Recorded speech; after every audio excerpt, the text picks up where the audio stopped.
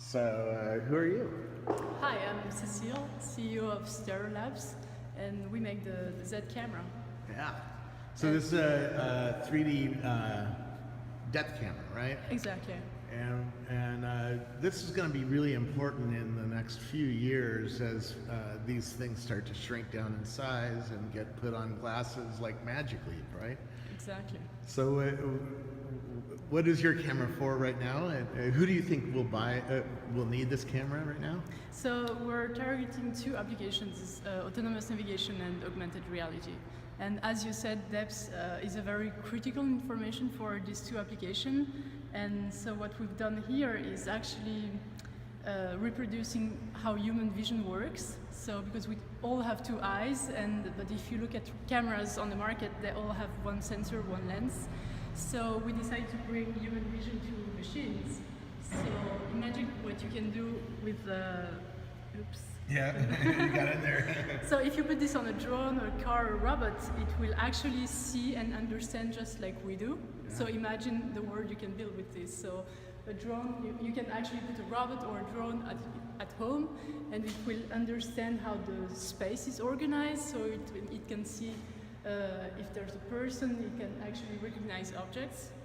Yeah. So yeah, you can do a lot of applications. How much does this cost right now? $449. Okay. So it's the cheapest depth sensor on the market that works indoors, outdoors, and sees up to 20 meters. Okay. So sees up to 20 meters is important. So it's doing what? Is it spitting out light and waiting for it to come back? How does it actually see the depth? So it has two eyes, just like you and me. Okay.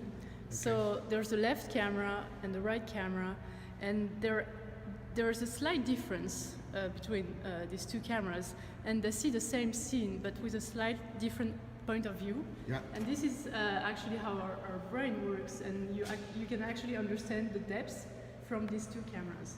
So we don't project anything in the space, it just understands where the things are. Which is why it only can see 20 meters, just like our human eyes can't tell 3D-ness further away. Exactly. Other than overlap. We can't actually see depth either. It's just you're turning this into a computer model as it goes down. You can sort of see that model here. What are we seeing here? Explain what we're seeing. You actually see for every pixel of the image, you know where it is in terms of distance. Yeah. So we can actually say, okay, this wall is at 5 meters away. And so you can actually measure the whole space, because for every pixel you have in your image, you know exactly where it is in space. Yeah. So. And why is this going to be important? Drones, you sort of mentioned, and self-driving cars, it'll be important, but why is this really going to be important in the next decade? Because look at the robot. You want him to drive autonomously, but today it's actually blind, so it doesn't know where to go.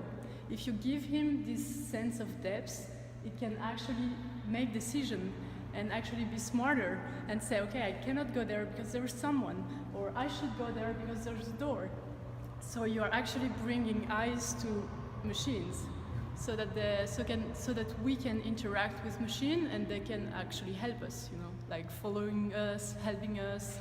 So yeah, we're actually bringing them the eyes. Yeah. That's it. Tell me about the competitive market for this. PrimeSense got bought by Apple and was building a little 3D sensor, but it wasn't doing it really with two lenses. No. It was doing it by spitting out some infrared light and measuring how long it came to come back. Exactly. Tell me about how this fits into the market, because there's Matterport, there's other companies out there. Yeah, so it's the main difference is really that so the camera works on a very simple principle, human vision. So other sensor you mentioned, they worked on projection of IR or structured light, time of flight, we all know them.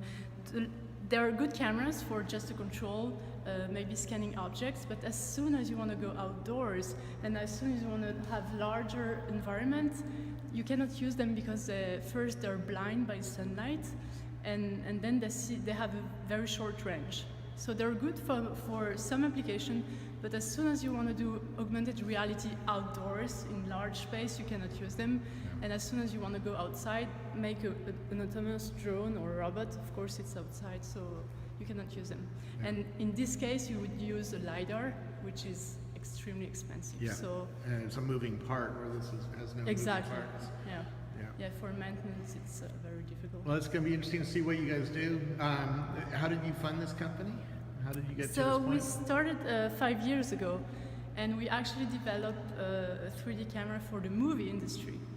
So we actually worked for 5 years in Hollywood, and we developed a powerful software that replicates human vision. And we actually worked with the James Cameron team to build the smartest 3D camera for Avatar's sequel. And then at the end of 2014, we said, hey, everybody needs to see in 3D. So we should bring everything we've done for the movie industry and bring to everyone in the world. So this is, when we decided to launch the Z camera. So we launched it in May, and it's having a huge success towards developers and anybody who wants to build a new system, you know. So it's pretty Google exciting. has this Tango phone coming out. Are you aware of that? And Yeah, of course. how will this compete with that, or is it a different system? Explain where you think the market will go over the next year. So it's Because I expect these. I've seen like the Intel camera has 7 sensors on the back of the camera. Yeah. I don't know how it's working, so you probably know that better. It's a potential competitor, right? Yeah, so the thing is, we really wanted to make it simple. Yeah. So we gather everything we've done before into a very cheap and actually simple to use system, because we really want to enable people to put this on any type of machines. So it's a bit different because we want it to be universal, like it's just plug and play. You plug it and then your robot knows where to go. You plug it into your smart glasses, and then it captures the space to the scanning and then add elements into it. So we strongly believe that it needs to be very simple to be universal. Yeah. This is obviously going to get miniaturized over the next of 5 course. years. Yeah. How aggressively do you think it will get miniaturized? When is this going to be built into a glass that I'm wearing, like a Magic Leap? You know, because it's fairly big today. You're not going to put that on your head. Exactly. No. Maybe so it really a miner depends. would. But It really depends on the application. Today we're targeting autonomous navigation, so it needs to be bulky and strong to be put on a robot, and it needs to be see far away. So next year we're going to come up with a new camera, which is going to be half the size of this one, and then in 2 years we'll definitely see it even smaller. So Very cool. it's very simple. It's just the distance between the two eyes that can be reduced. So very cool. Where do we get it? you get it online. You can go to StereoLabs.com and you can order it, and we ship right away. Very cool. Worldwide. Thank you so much. Thank you.